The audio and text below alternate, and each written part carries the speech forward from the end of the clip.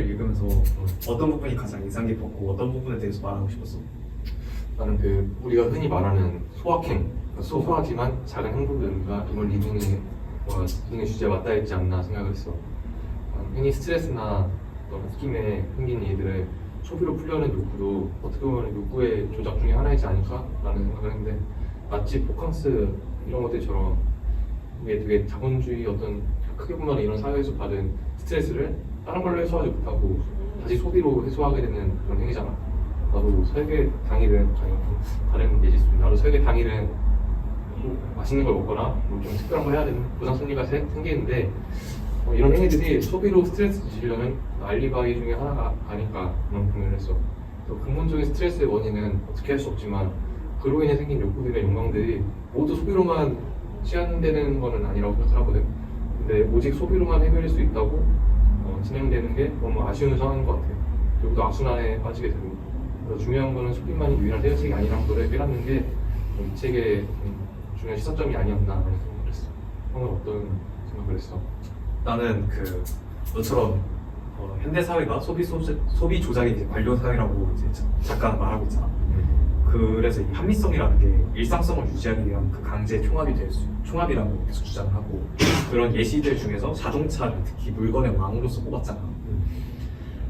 이 자동차가 물건의 왕이기도 하고 하위 체계를 형성하고, 그리고 그러면은 이러한 것들의 요소로서 우리가 최근에 이제 설계를 하고 있을 때 이 주차장 램프를 어떻게 넣느냐에 대해서 굉장히 고민을 하고, 그리고 사실 그 아파트나 그런 주거시설이나 고층 빌딩 같은 경우에는 기둥의 간격을 8.4m로 맞추는 것 자체가 주차를 고려해서 위에 기둥이 올라간 거잖아.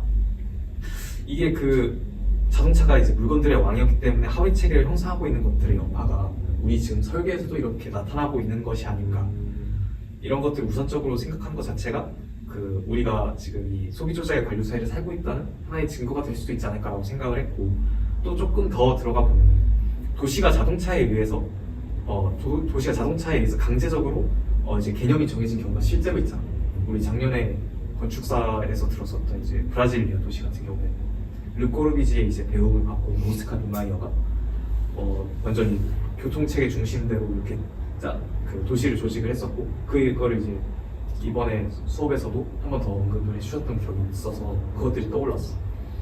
이러한 개념들이 처음에 이제 자동차가 나왔을 때 그것이 하나의 산업의 원동력이 되니까 그걸 밀어줬던 경향도 분명히 있을 것이고, 그게 완전히 새로 나온 거니까 애초에 시암에서도 그렇고 기계적인 것에 대해서 굉장히 붐이 한 번 있었다고 생각을 하니까 그때 도시 발전 개념에 있어서 그때의 관점으로도 봐야 하는 것도 분명히 맞지만, 이것들이 실제로 우리에게 강제에 의해서 개념이 정해지는 것도 충분히 맞는 얘기라고 생각이 들어.